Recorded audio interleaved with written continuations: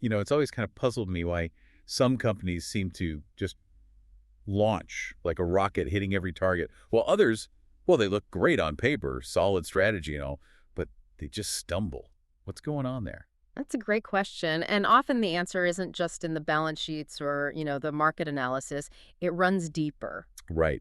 So today in this deep dive, we're going to try and peel back the layers on those critical, often invisible forces. We're talking about the power of an organization's habits and its core beliefs, all intertwined. Exactly. Think of it as the real foundation of company culture. It shapes everything, doesn't it? From tiny daily tasks right up to the biggest vision statements. Yeah, absolutely. So our mission today is to unpack how these two things, habits and beliefs, don't just nudge things along, but actually craft a company's reality and drive some, well, pretty amazing result. hmm And we'll look at some fascinating real-world examples, pull out some key insights from the sources, see how successful businesses use these levers. And just as importantly, what happens when things go wrong, when they're out of sync?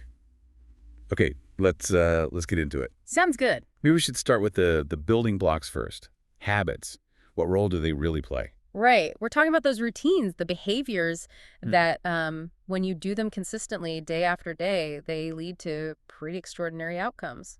It's kind of wild how tiny actions can compound, isn't it? Yeah. Create this really powerful force inside a company over time. It is. And what's really compelling is how often the most impactful habits aren't the obvious ones. Like, take Alcoa, the aluminum giant under Polonia. Yes, O'Neill, back in '87, right? That's the one. He takes over as CEO, and instead of diving straight into profits and losses, he focuses like a laser on one single habit: workplace safety. Which seems counterintuitive for a heavy industry, maybe. How did he make that stick? I mean, more than just a slogan. What did he actually do? Well, he put a policy in place. Any workplace injury, didn't matter how small, had to be reported directly to him within 24 hours. To the CEO, Yeah, directly. directly. And not just the report, but it had to come with a plan to prevent it from ever happening again. It forced systemic thinking, you see. Okay, so it wasn't just about the injury, but the why and the how to fix it. Precisely. For some folks, tying safety so tightly to, well, everything else seemed odd initially. So what was the ripple effect? How did focusing on that one habit change other things? Well, think about it. As everyone at all levels started habitually thinking about safety, they had to communicate better about processes, about potential problems. Right, you can't fix safety in a vacuum. Exactly. Identifying root causes of accidents naturally sparked innovation. It improved efficiency. Plus, workers felt safer, which meant they felt more valued. Better morale, less turnover, I imagine? Absolutely. And it even forced them to modernize equipment, rethink how things were made, which, guess what? Improved quality and cut costs. Wow. So that one keystone habit, as they call it, really unlocked a cascade of improvements. It did. The entire culture shifted. And the bottom line, what were the tangible results during his time there? Pretty staggering, actually. Alcoa's annual net income went up fivefold. 5 times.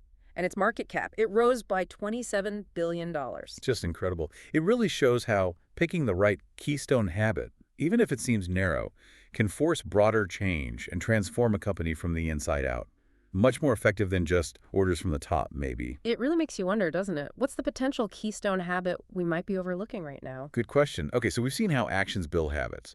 But what's underneath all that? What drives the actions in the first place? Now we get to beliefs.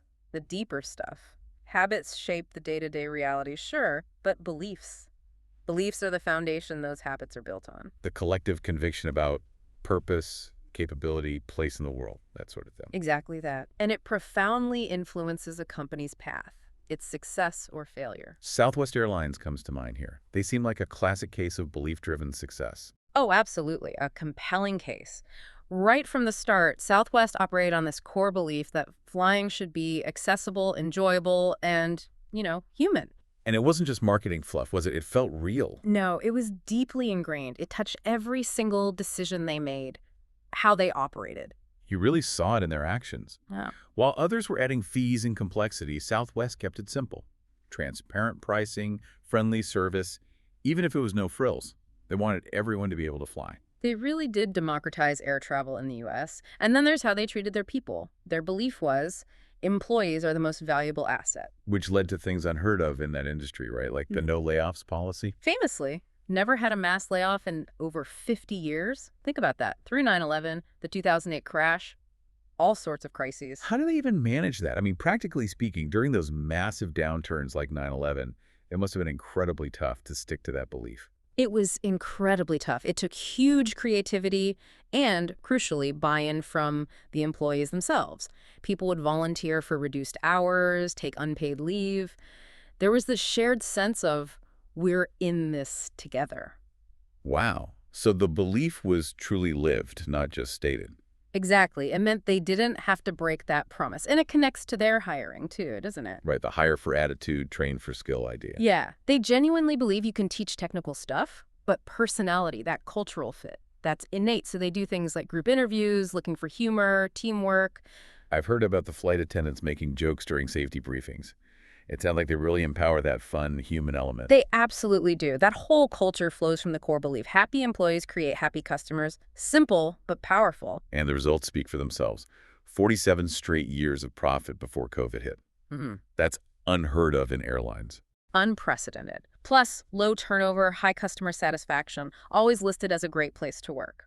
Southwest really shows what happens when you live your beliefs, consistently putting them ahead of short-term pressures.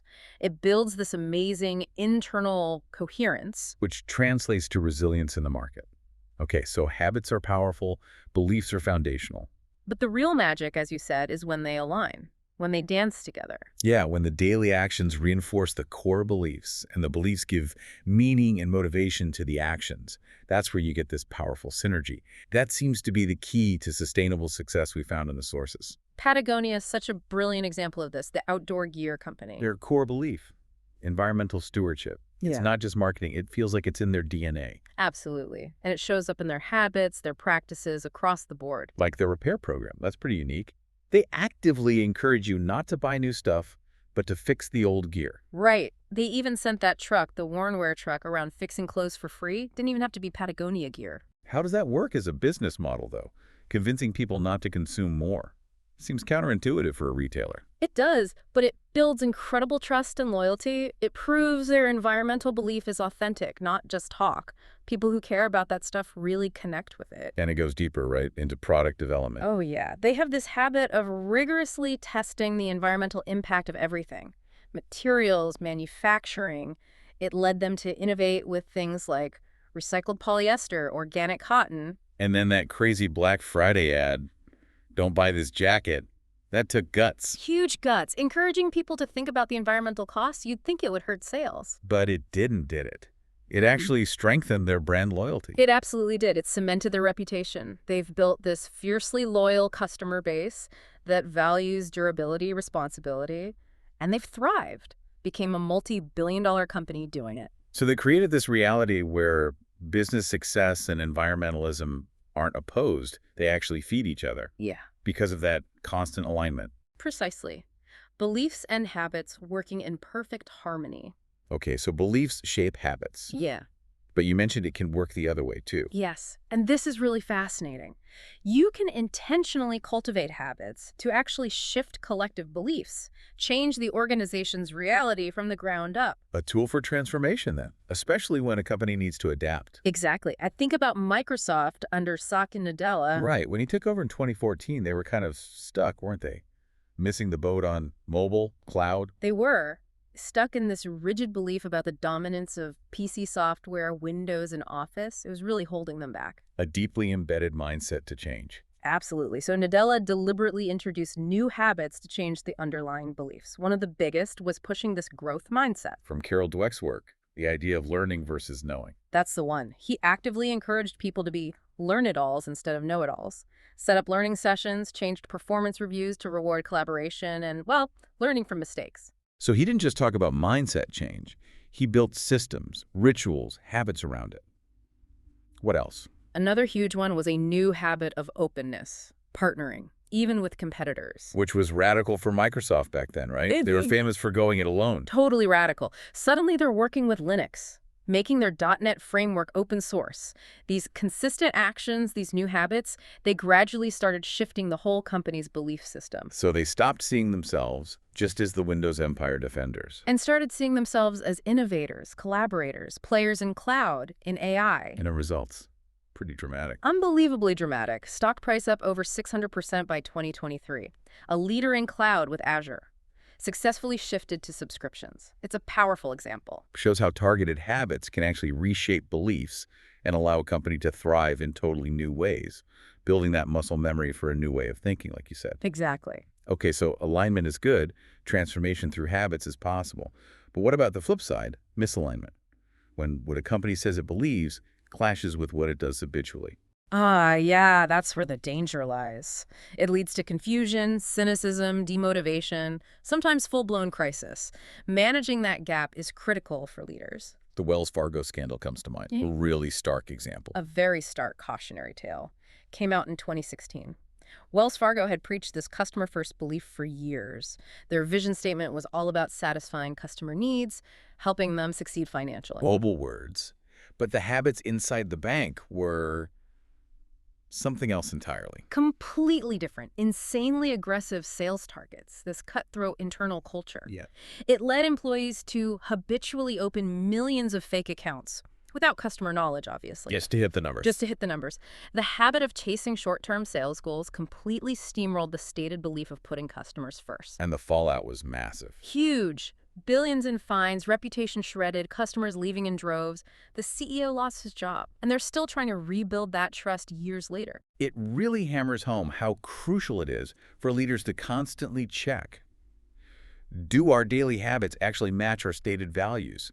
Because those ingrained habits are incredibly powerful. For good or ill, they can take on a life of their own, even if they contradict everything the company claims to stand for. Getting back from that kind of misalignment takes fundamental change, a real reckoning. So, wrapping this up then, it seems incredibly clear how much habits and beliefs shape a company's reality, its success, especially when they're aligned. Yeah, that alignment creates this virtuous cycle, doesn't it? Helps navigate challenges, grab opportunities, build a really distinct identity. A key insight seems to be that when those daily actions consistently back up the deep convictions, that's when you unlock real resilience, Yeah. real distinctiveness. Well put. So thinking about all this, what does it mean for your understanding of success? When you look at organizations, or maybe even your own life, what habits do you see? And what beliefs might be hiding underneath them? How closely do the things people say match up with the things they actually do every day? Exactly. What stands out to you about the power of this invisible forces, these habits and beliefs sculpting our reality? Something to mull over, perhaps. Explore on your own.